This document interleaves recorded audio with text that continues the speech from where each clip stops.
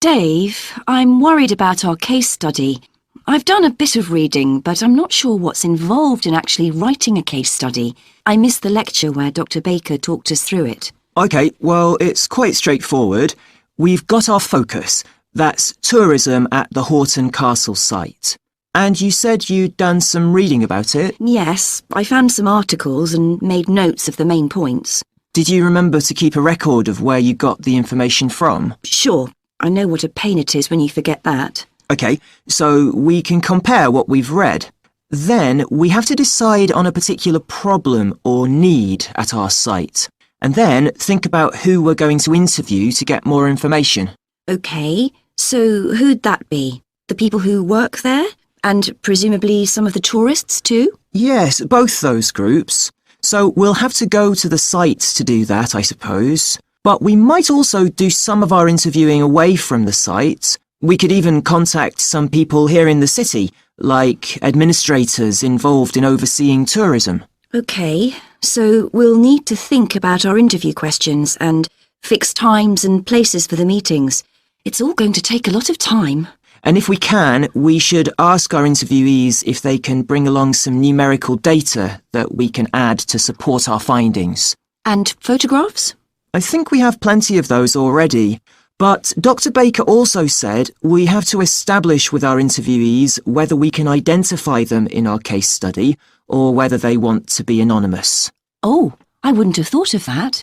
OK, once we've got all this information, I suppose we have to analyse it. Yes, put it all together and choose what's relevant to the problem we're focusing on and analyse that carefully to find out if we can identify any trends or regularities there. That's the main thing at this stage, rather than concentrating on details or lots of facts. OK, and then once we've analysed that, what next? Well, then we need to think about what we do with the data we've selected to make it as clear as possible to our readers.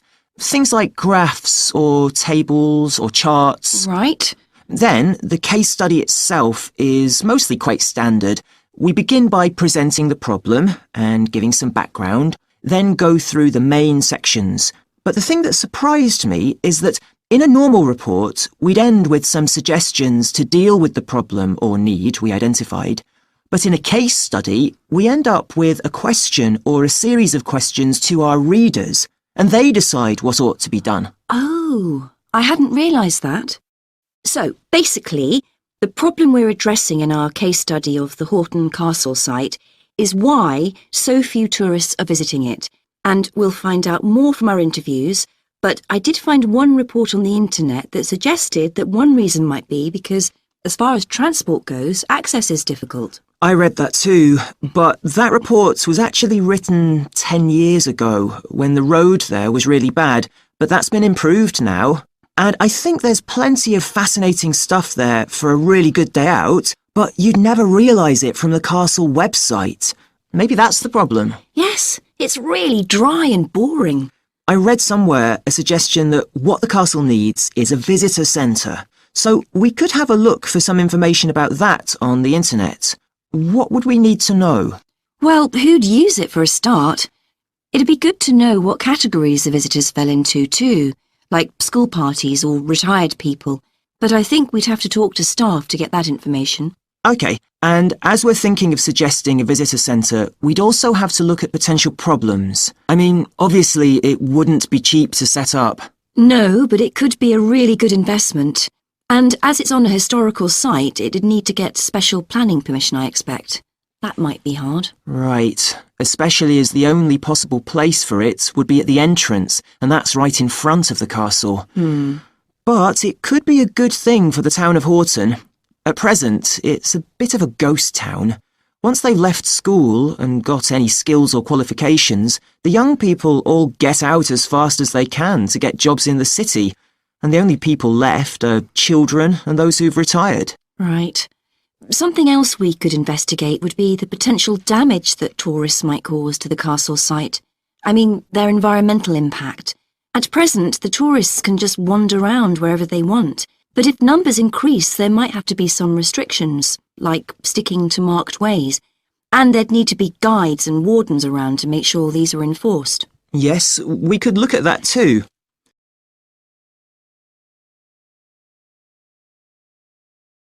OK, Stuart. We need to start planning our paper on public libraries.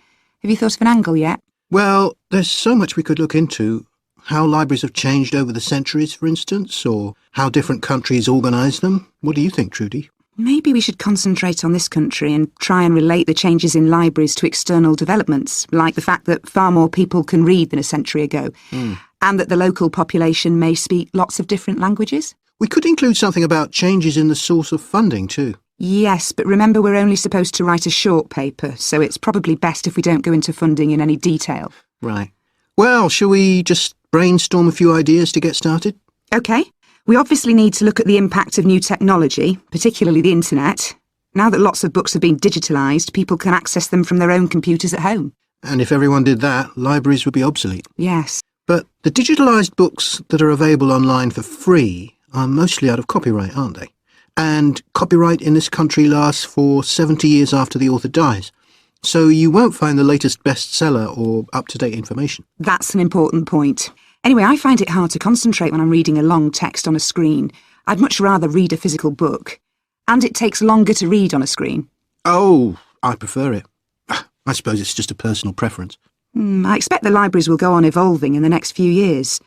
Some have already become centres where community activities take place, like local clubs meeting there. I think that'll become even more common. I'd like to think so, and that they'll still be serving their traditional function, but I'm not so sure. There are financial implications after all. What I'm afraid will happen is that books and magazines will all disappear and there'll just be rows and rows of computers. They won't look anything like the libraries we're used to. Well, we'll see. I've just had an idea. Why don't we make an in-depth study of our local public library as background to our paper? Yes, that'd be interesting, and raise all sorts of issues. Let's make a list of possible things we could ask about, then work out some sort of structure. For instance, we could interview some of the staff, and find out whether the library has its own budget or if that's controlled by the local council. And what their policies are. I know they don't allow food, but I'd love to find out what types of noise they ban. There always seems to be a lot of talking, but never music. I don't know if that's a policy or it just happens. I've often wondered. Then there are things like how the library is affected by employment laws. I suppose there are rules about working hours, facilities for staff and so on. Right. Then there are other issues relating to the design of the building and how customers use it, like what measures does the library take to ensure their safety? They'd need floor coverings that aren't slippery, and emergency exits, for instance. Oh, and another thing, there's the question of the kind of insurance the library needs to have, in case anyone gets injured. Yes, that's something else to find out. You know something I've often wondered? What's that? Well, you know they've got an archive of local newspapers going back years. Well, next to it, they've got the diary of a well-known politician from the late 19th century. I wonder why it's there. Do you know what his connection was with this area? No idea. Let's add it to our list of things to find out. Well, I've just thought, you know, people might ask in the library about local organisations, like sports clubs. Well, I wonder if they keep a database, or whether they just look online. Right. I quite fancy finding out what the differences are between a library that's open to the public and one that's part of a museum, for example.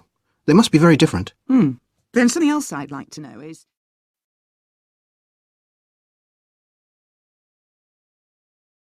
Anna, I wanted to ask you about my marketing report. I'm not sure about it. That's okay, Leo. So what do you have to do? Choose a product or service, then compare two organisations that produce it. I'm doing instant coffee. But haven't you got a weekend job in a clothing store? Why didn't you choose clothing? That was my first thought, because I thought it'd give me some practical examples. But when I searched for men's clothing on the internet, there were hardly any articles. So then I looked for coffee, and I found there were tons. Yeah, there are so many brands on the market now. OK, so how much have you actually written? I've done part 1 on economic and technological factors. I found some good data on technological changes, how in Australia fewer people are buying instant coffee because of cheap coffee percolators that they can use to make real coffee at home. But there's also a movement away from drinking coffee. Switching to things like herbal teas instead because they think it's healthier.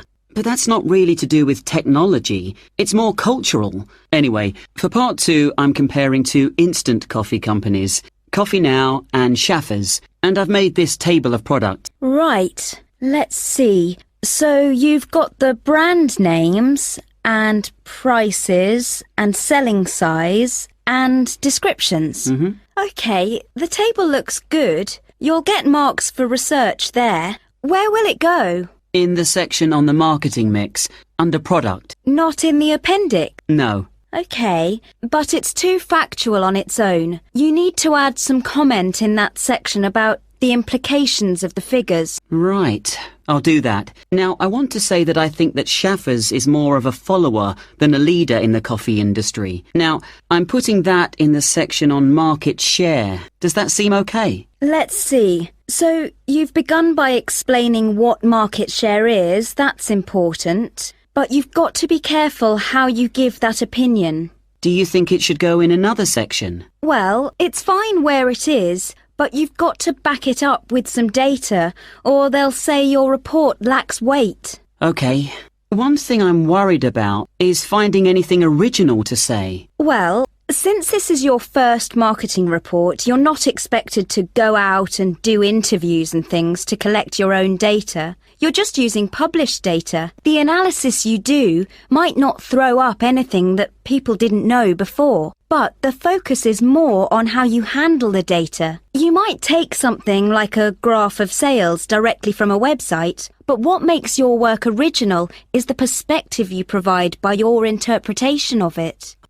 You know, it's all so different from business studies assignments at school. It's really surprised me. What? How much research you have to do? I expected that. It's more, I knew exactly what I had to do to get a good grade at school. And I knew I'd be expected to go more deeply into things here. But I haven't got information on how the lecturer is going to grade my work, what he's looking for. One thing you have to remember is that in a marketing report, you've got to have what they call an executive summary at the beginning. I forgot that and I got marked down. Yeah, I've drafted it. I've got an overview. Have you got something about the background there? Yeah. Good. So, I've just made a summary of the main points. I wasn't sure whether or not I should have my aims there. No, that's too personal. The executive summary is just like what a manager would read to get a general idea of your report if he was in a hurry. Right. Then I'm okay for the first main part, all of the macro environment stuff. But it's when I get onto the problems section. I've listed all the problems that Coffee Now and Schaffers are facing. But then what? You have to prioritise. So indicate the main problems and then you analyse each one by connecting it with a theory. That's where your reading comes in. OK. Have you done your implementation section yet? I've thought about it. So that's where I write about what could be done about the problems. Yes, and it's got to be practical, so don't forget to specify things like who would be involved and the cost and the order that things would be done in. Right. Well, that shouldn't take long. You'd be surprised. Actually, that's the bit that tends to get badly done because people run out of time. That and the conclusion. Oh, any hints for that? It's got to draw out the main points from your report. So it's got to be quite general. You need to avoid introducing new stuff here. It's got to sum up what you've said earlier. OK. Thanks, Anna. That's been a big help.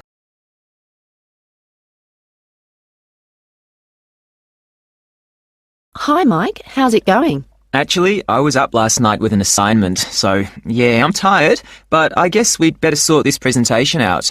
Well, we've done enough background reading, but I think we need to organise exactly what we're going to say about biofuels during the presentation, and the order. I thought we could start by asking our audience what car engines were first designed to run on. Fossil fuels or biofuels? Nice idea. Yes, when most people think about cars and fuel, they think about all the carbon dioxide that's produced, but they don't realise that that wasn't always the case. You're probably right. The earliest car engines ran on fuel made from corn and peanut oil, didn't they? Yes. The manufacturers used the corn and peanut oil and turned them into a kind of very pure alcohol. You mean ethanol? Yes. In fact, most biofuels are still based on ethanol. Actually, I've got some notes here about the process of turning plant matter into ethanol, the chemical reactions and the fermentation stages, and... It's interesting. The other students would appreciate it, but different biofuels use different processes, and if we give a general description, there's a risk we'll get it wrong, and then the tutor might mark us down. I'd rather we focus on the environmental issues. Fair enough. So, the main plants that are used for biofuel production now are sugarcane, corn. And canola. Of all of them, canola is probably the least harmful because machines that use it don't produce as much carbon monoxide. Sugarcane seems to be controversial. It doesn't require as much fertiliser as corn does to grow, but when they burn the sugarcane fields, that releases loads of greenhouse gases. Yes, but some critics have suggested that the production of corn ethanol uses up more fossil fuel energy than the biofuel energy it eventually produces. For that reason, I'd say it was more harmful to the environment. I see what you mean. You're probably right. It's interesting how everyone saw the biofuel industry as the answer to our energy problems, but in some ways, biofuels have created new problems. Well, in the USA, I wouldn't say that farmers are having problems. The biofuel industry, for them, has turned out to be really profitable. I think, though, that even in the USA, ethanol is still only used as an additive to gasoline or petrol. The problem is that it still has to be transported by trucks or rail because they haven't built any pipelines to move it. Once they do, it'll be cheaper, and the industry might move forward. That'll have to happen one day. At least the government are in favour of biofuel development. Yes, but Brazil's probably in the lead as far as biofuels are concerned. They've got to the point where they don't need to import any oil now. Which is great. And the industry in Brazil employs a huge number of people. But is it sustainable? I mean, as the population grows and there are more vehicles on the roads and there's more machinery, surely they can't depend so much on sugarcane. At some point, there has to be a limit on how much land can be used for sugarcane production. Certainly if you want to preserve natural habitats and native wildlife. I think that whatever problems Brazil's facing now, the same will be true for any country. You have to weigh up the pros and cons. Well, we probably won't see an increase in biofuel use.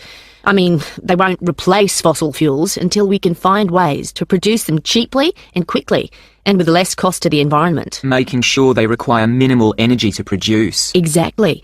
And in a way, that means they have to cost less than fossil fuels, certainly when you're filling up your car. Yes, and whatever other kind of engines use fossil fuels at the moment. All right, so in the last section of the presentation, what problems are we focusing on? Well, we've already had a look at different types of pollution in the first section, so we can leave that out. But the biggest issue related to biofuels is that land is now being used to grow biofuel crops, and that's contributing to global hunger. Indeed. It doesn't seem right we're using corn to run cars when people can't afford to buy it to eat. Yes, let's talk about that. The other thing is that in some countries, the way that biofuel crops are grown and harvested still produces a great deal of pollution, really damaging to the atmosphere. OK, that's definitely an issue we should look at. Let's not finish on a negative note, though. Why don't we talk about the potential new sources of biofuel? So rather than corn and sugarcane, what other plants could be used? Good. Some companies are exploring the possibility of using wood and seeing how that can be used to make ethanol. Yes, and algae is another possibility. You can grow it in any water and it absorbs pollutants too. I read that. And grasses, they're another plant that researchers are investigating as a biofuel. And these kind of plants aren't used as food.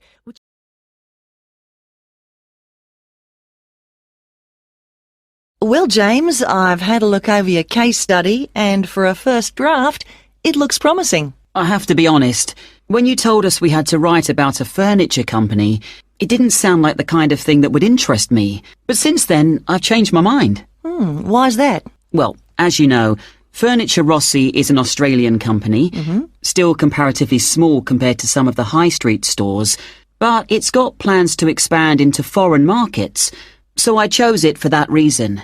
It's going through a transition. It's a family-run business aiming to build a global brand. All right, and you've made that clear in your writing. One thing, though, that I think you've overlooked is why Luca Rossi started a furniture company here in Australia in the first place. Well, he'd just got an arts degree, hadn't he? And people were trying to talk him into an academic profession, but he wanted a practical job, something he thought would be more satisfying in the long run. His grandfather had been a craftsman, he'd made furniture in Italy, and he'd passed this skill on to Luca's father. And, well, Luca thought he'd like to continue the tradition. Yes, that was the motivation behind his decision. And what was it, do you think, that gave Furniture Rossi a competitive edge over other furniture companies? I wouldn't think it was price. It's always been at the higher end of the market. But according to my research, it was to do with the attitude of the employees.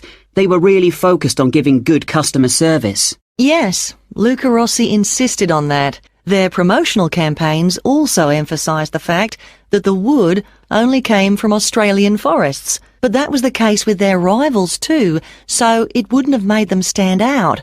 OK, we'll have a careful look at the content of your case study in a minute, but I just want to make a general comment first before you start writing your second draft. OK. Yes, what I'd like to see more of is your opinion. A bit more critical thinking rather than the bare facts. But it's good to see you've been careful with your referencing this time. Thanks. And I read and reread my work, so I'm pretty sure there aren't any errors with the language. Yes, it's fine. Oh, but there's one other thing I could probably mention at this point. Yes? Well, at the end of term, you'll also be giving a presentation, also on Furniture Rossi. Yes. I haven't given it much thought yet. Understandably, but while you're writing the case study, I'd recommend you think about what kind of information would be suitable to use in your presentation. Remember, the last time you gave a presentation on a company, you spent a considerable part of the time providing the audience with financial data, but they probably needed to hear more about company strategy. Yes. I did concentrate rather too much on the figures. I'll make sure there's a balance this time. Good. Now listen and answer questions 26 to 30. OK, so let's just think about the content of your case study, the history of Furniture Rossi. I see here in paragraph 4, you're talking about how Luca Rossi raised the capital for his new business venture. And then you're talking about the customer base growing much wider. But what was it that prompted this growth? Well, that was to do with the quality of the furniture products that the company was selling. People loved that it was all handmade and would last. And because demand from customers kept growing? Well, then Rossi needed to take on more craftsmen, so they could make sure the orders were ready on time. And then he also had to set up 2 new warehouses to make distribution quicker. Yes, and from there, the company really grew. But think what happened next. They started looking at ways to increase their profits and called in a consultant. And what he saw immediately was that the infrastructure was completely outdated. They were paying 3 full-time admin staff just for data entry. So he recommended they upgrade their software programs, and that, in turn, cut operational costs and just speeded everything up. I'm surprised they didn't get onto that earlier. But I suppose Luca Rossi was more interested in the design aspect, rather than the finance side of things. Yes, I imagine that's why he eventually turned the day-to-day running of the company over to his son. And in fact, it was the son, Marco, who persuaded his father to move on from traditional television advertising and go online instead. I guess that's the best way to reach people. It can be, but initially customers actually complained. Why? Well, some users found it hard to navigate their way around the website, so they were getting frustrated and giving up. So then the company called in a professional to improve it. Oh, I see. He must have done a good job. They've had a continuous 3-year rise in revenue, so things must be going well. Indeed. And what of the future? Well, I probably need to talk about this a bit more in the concluding paragraphs, don't I? Consumers are already aware of the quality of the furniture, that's for sure. But I think the company is aiming to publicise their values. The fact that they have respect for beauty, durability and functionality, and the environment.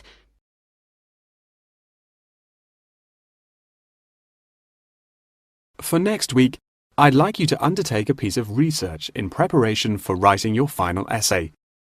In order to gain top marks, you must include a range of primary, secondary, and tertiary sources. Are there any questions? Yes, Professor, I have a question. We haven't yet covered how to undertake this sort of research in much depth, and I'm a little unsure of what you want us to do. In telling us to include primary sources, do you mean you want us to design and distribute a questionnaire, analysing the results? You could design a questionnaire, but you'll soon find that distributing a questionnaire on such a large scale is somewhat troublesome. We couldn't possibly expect you to do it effectively as an individual university student without the necessary resources. No, ideally, I would like you to form 1 or 2 focus groups and interview them. This will provide you with a more qualitative approach. If your strengths lie in mathematics, please by all means take a more quantitative approach, but this will be more strenuous and time-consuming and isn't entirely necessary for the purpose of this study. Professor, you haven't told us what our project is about. Do we get to choose our own topic based on the previous study? No, I'm afraid not. This will be a strictly Australian study. However, you can choose which angle you'd like to take, so long as it remains within the realm of anthropology. Does anyone have any questions specifically about the formation of the focus groups? I'd had several emails about this, and I'd like to address it now. My study is related to growing up in Australia and the question of nature versus nurture. I've gathered more than 200 school children who would be happy to participate in a focus group. Do you think we'll need to include that many participants in a focus group? Blimey, Douglas, well done for finding that many willing children, but you definitely don't need that many for the study you're going to undertake. I'd say you need no more than 5 children per group, and no more than 3 groups, so 15 children altogether. You definitely need to control the group size in order to generate a meaningful dialogue. OK, if it's useful, I'll try and do it. I appreciate your enthusiasm for the project, but there are plenty of different ways to gather data, and I'm sure that if you look hard enough, you'll find someone who has conducted almost the exact same research in the past. My advice for you is don't be too ambitious and try to include as much information about various people or sectors. For those who haven't ever collected original data before, what do you suggest we do? I would suggest that you read accounts from other people who have undertaken such research to see what advice they can give. I would also encourage you to read Chapter 8 in the course textbook, which should give you a good introduction to collecting data. Moreover, you should try to practice using the data table provided in your course handbook. By now, you should have read at least 6 or 7 books giving quite detailed instruction on how to go about collecting data. Professor, I don't know about everyone else, but I'm having trouble reading the books. I had a really big assignment for another course, and I've been spending all my time on that. Jane, have you read all the books the professor mentioned? Well, my trouble is getting hold of the books. I've been to the library several times, but all the books are out. Sounds like you should have started borrowing books a bit earlier. Yes, I should have. But I got several ones from my friend a couple of days ago. I just skimmed through them and don't remember a lot of the information. But now let's look at these things. We'll need to start thinking about which ones we'll definitely want to do for the project. OK, the first one here is the final report. If you like, we can work together on the research and data collection side of the project, and doing the final write-up. Cool, that sounds good. I'm not sure how much I'd be able to contribute considering I haven't had a chance to read the course material, but I should be able to prepare some sheets and a list of questions that can be used during the focus group sessions. That sounds appropriate. I think so too. Do you think we'll need to write a letter to send to the participants, telling them the time and place for the interviews? Positive. I can take care of that. Well, that's great. I should also include a document for them to sign saying that they're happy to be voice recorded. Oh yes, of course, I forgot about the transcript. That'll likely be a big job, so let's do half each. I'll do one of the groups and you can do the other, OK? Sounds like a plan.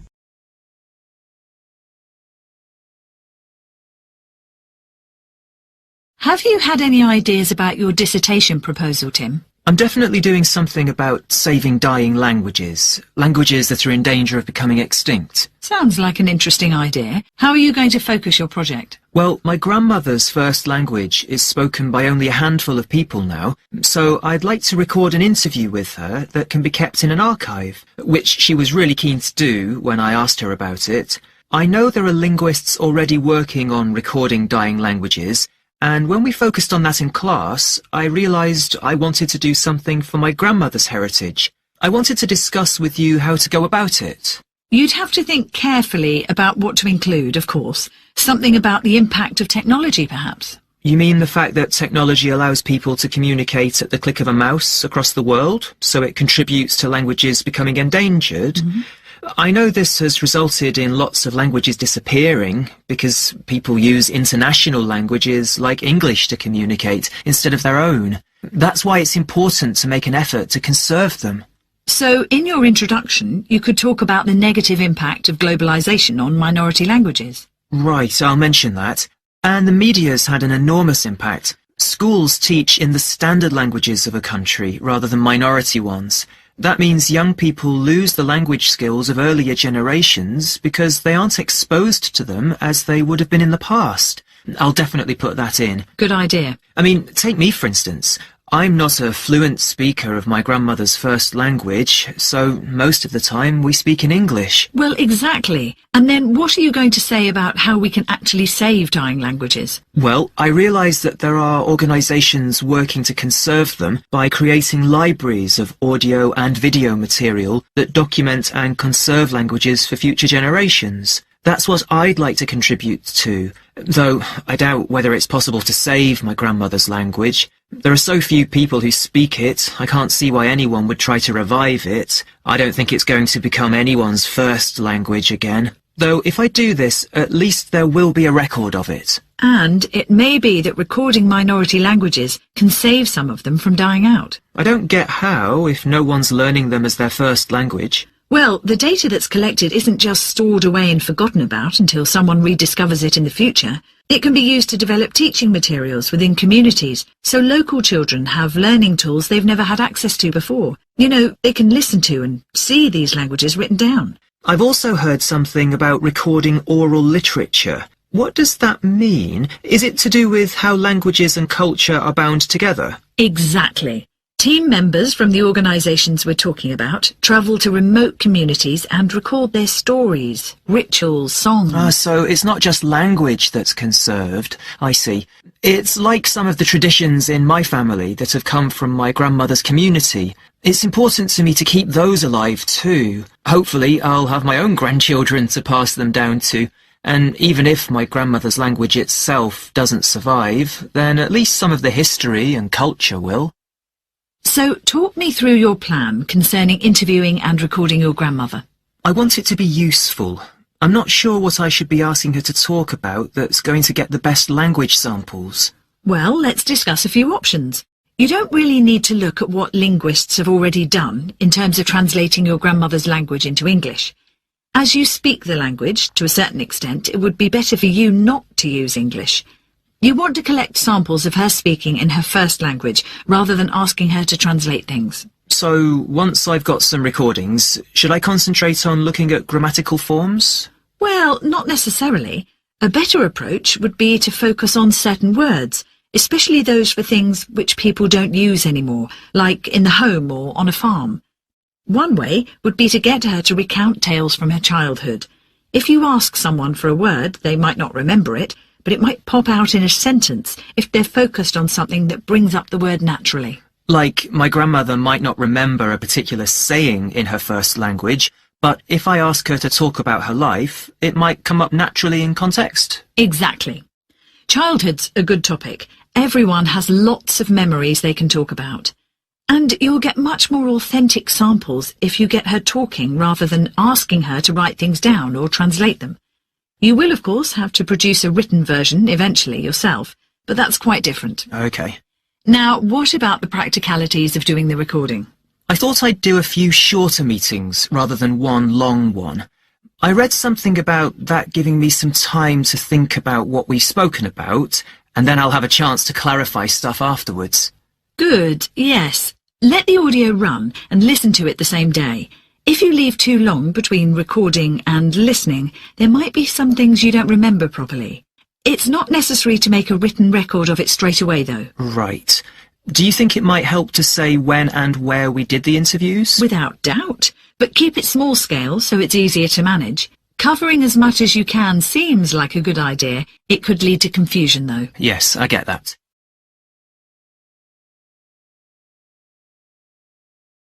Welcome to the University of Newcastle. I'm Caitlin.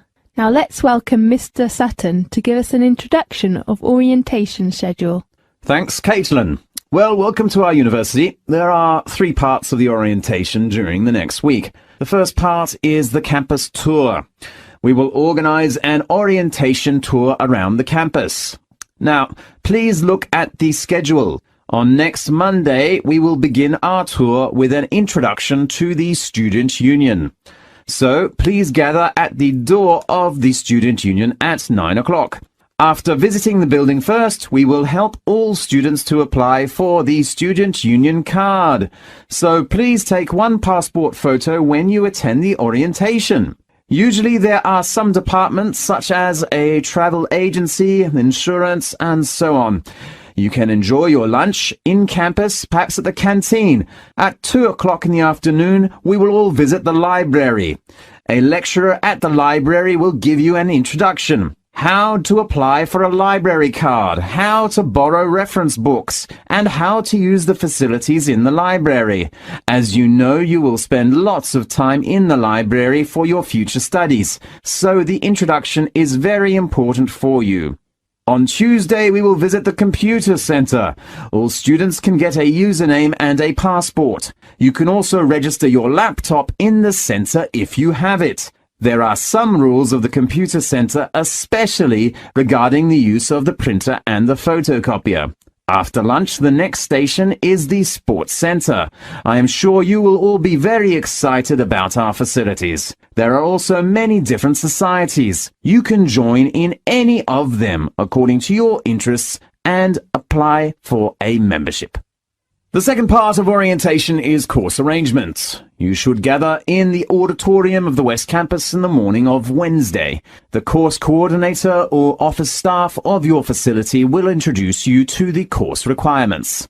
First, you will get some information and requirements about compulsory courses, and then optional courses. The faculty often gives students some handouts of course introduction, and the different assessments of each subject. Students usually get 1 or 2 days to make a decision of optional courses. Of course, I know nearly all students will focus on the assessment.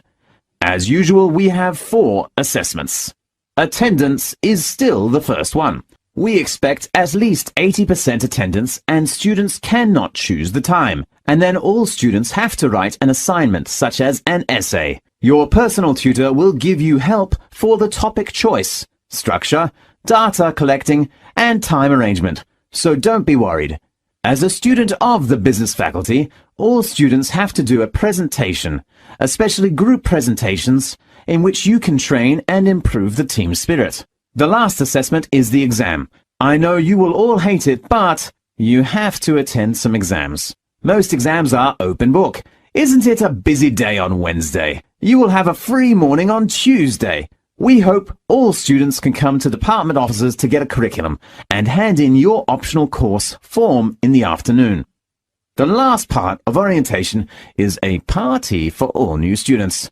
The party will be held at 5 o'clock in the afternoon on Friday. There is a common room on the 3rd floor in the business faculty building. We will prepare for many delicious foods and drink in there, and it will be a good chance to know your advisors and classmates. Okay, that's the main introduction of orientation. I am sure that you will enjoy it. Thanks, Mr. Sutton. The next thing.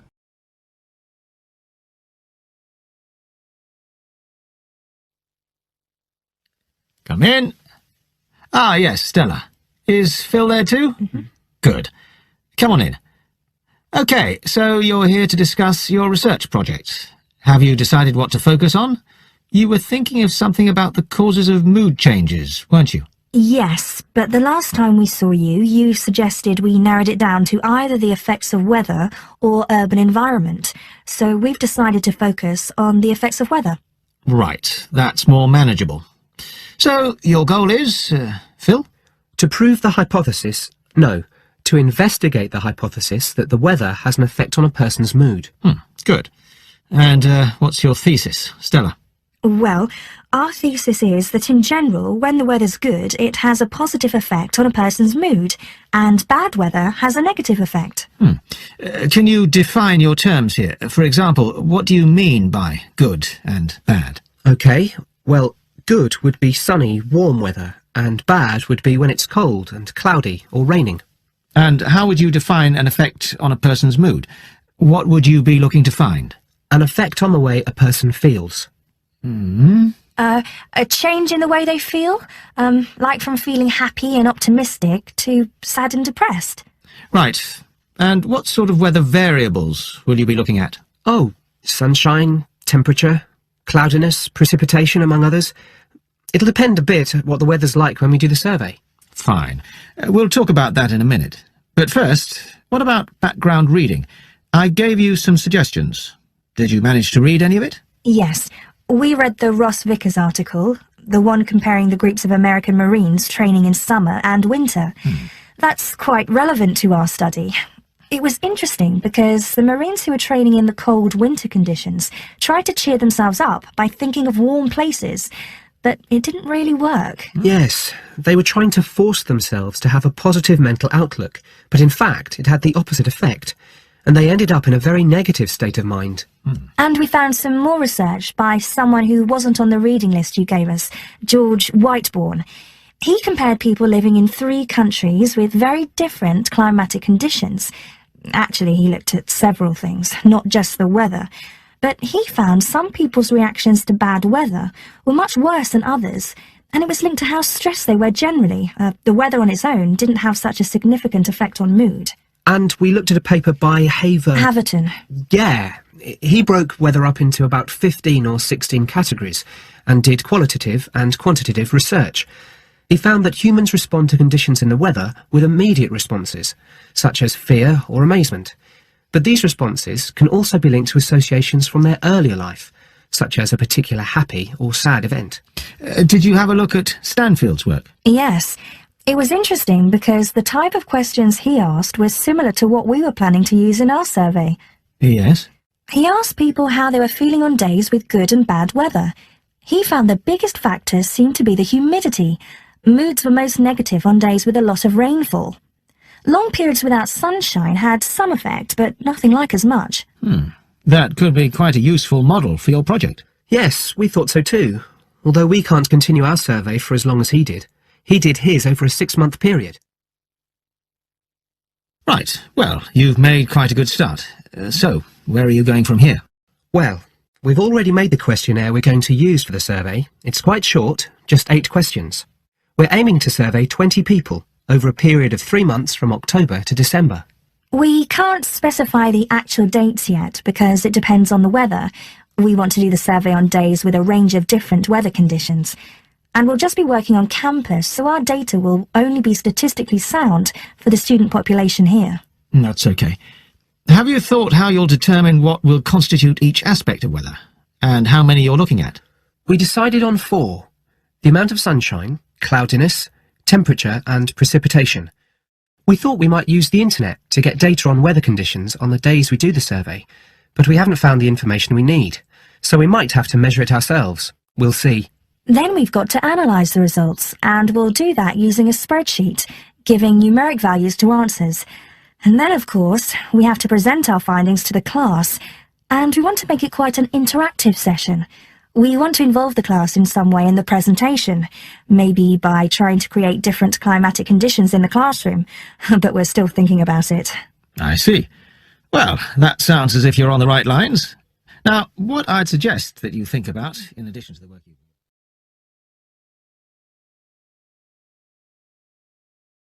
I'm really enjoying our Chinese language course so far, aren't you? I definitely made the right choice coming to this university. The teaching's so good, isn't it? I love the methods our tutors use. They really get the most out of us. I never thought I'd learn so much so quickly. Goes to show what a difference it makes being taught by native speakers. If I'd known about that in advance, it would have confirmed my choice absolutely. It's an aspect of the course which is really useful. It's cool having lots of options to choose from too, as far as topics to study is concerned, though that wasn't something I really considered in much detail when I was deciding where to study. I know what you mean. I have to say I'm finding the culture course absolutely fascinating. I'm glad that's on the timetable. By the way, how are you finding living away from home in a big city? It was a bit of a nightmare at first, having grown up in a sleepy village in the middle of nowhere.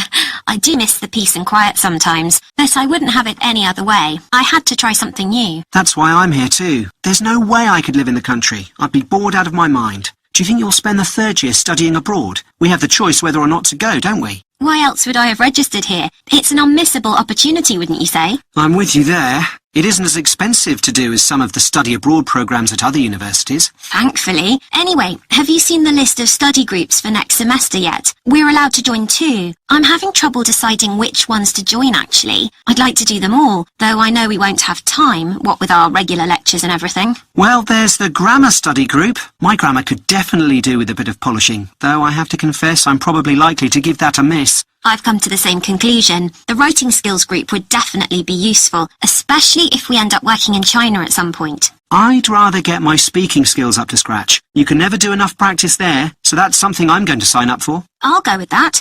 What about literature analysis? Fancy that? Getting to grips with Chinese literature sounds like a real challenge. And one I'll attempt at some later date, I think. I was thinking about putting my name down for it, though, to be honest, I might be better off putting some work into understanding what people are saying to me. So I think I'll go for that group.